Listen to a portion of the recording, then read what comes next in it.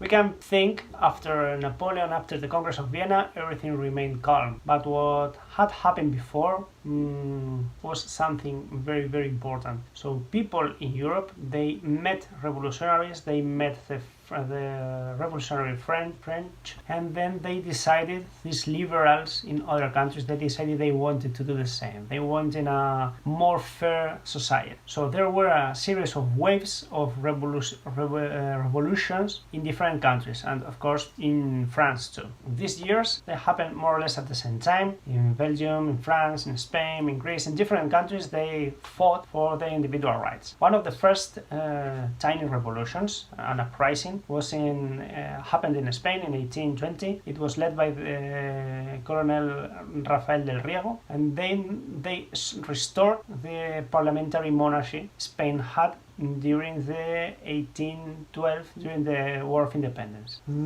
For 3 years, this revolution was successful. In Spain there was a constitutional monarchy, but 3 years later the king asked the help from the Holy Alliance, and the Holy Alliance sent an army, a French army actually, that invaded Spain, defeated the liberals, and restored the king as an absolute king. At the same time, more or less, in 1821, in Greece happened something similar.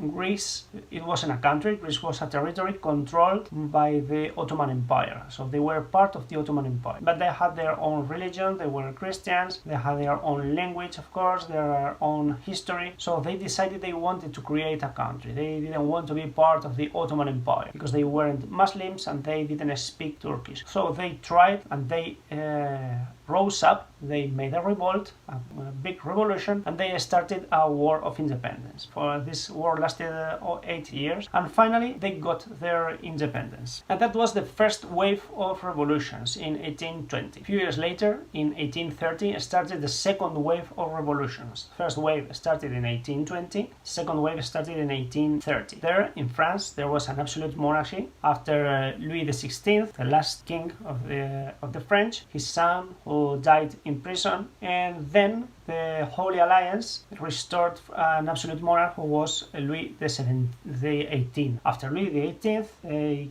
they received Charles X. And this one was an absolute monarch. And people in Paris, they revolted against this absolute king, and then they tried to restore a parliamentary monarchy. But they didn't change the system of government. They continued with a monarchy, but actually a parliamentary monarchy. So here you can see the differences between an absolute king with all the attributes and this absolute power, and Louis-Philippe d'Orléans, who was the successor, the new king, but a king controlled by a parliament and controlled by a constitution. Belgium didn't exist at this time. Belgium was a region that belonged to the Netherlands, to the Kingdom of the Netherlands, and here the Belgians started a revolution to change and to create an independent country. So one of the leaders of the revolution, Leopold, became king of the Belgians, actually a constitutional king. So this territory was divided, and north of the Netherlands was what we know nowadays as Netherlands, and south was Belgium. The Belgium we know nowadays. So this is the first king of the Belgians, so that's Leopold I. There were other revolts and uprisings in Poland and in Russia, but they were completely defeated and oppressed by the government. And now this is the map of Europe, and we arrived to the last wave of revolutions. First wave 1820, second wave 1830, and last ones were in 1848. And these ones are a bit different because these ones didn't want just to eliminate the old regime or to control the old regime, establish parliamentary monarchies. These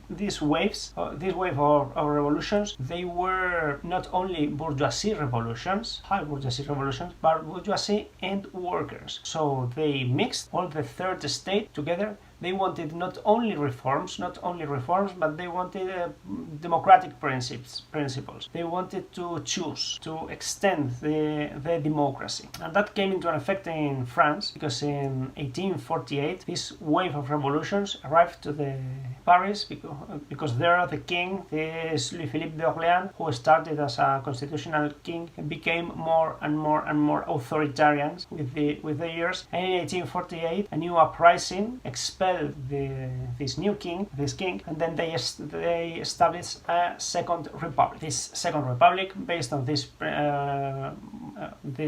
democratic principles, were led by Louis Napoleon Bonaparte, who was the son of Louis Bonaparte, who was the brother of Napoleon Bonaparte. So this one is his nephew, and he became president of the government, but a few years later he became more and more authoritarian, like his predecessor, and became, as his uncle did before, emperor of the Second French Empire in 1852. There were revolutions, uprisings too, in Frankfurt, in Germany, and they tried to establish more democratic principles, but the government, of course, fought against that. So, what did they want, these people, in the 1848 waves? They asked for work rights. For example, the right to strike. So the only way the workers had to fight for their rights was to strike, stop work. But that was something completely illegal. So in 1848, these workers, these people fighting, they asked for this right. And they wanted to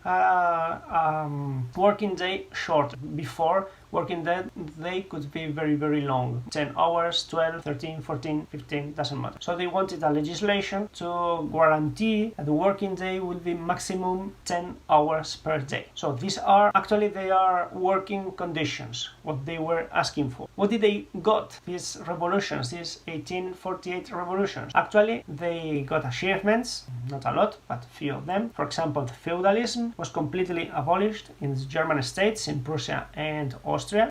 These feudal rights disappeared, were eliminated, and in certain countries like France, for example, the universal male suffrage was extended.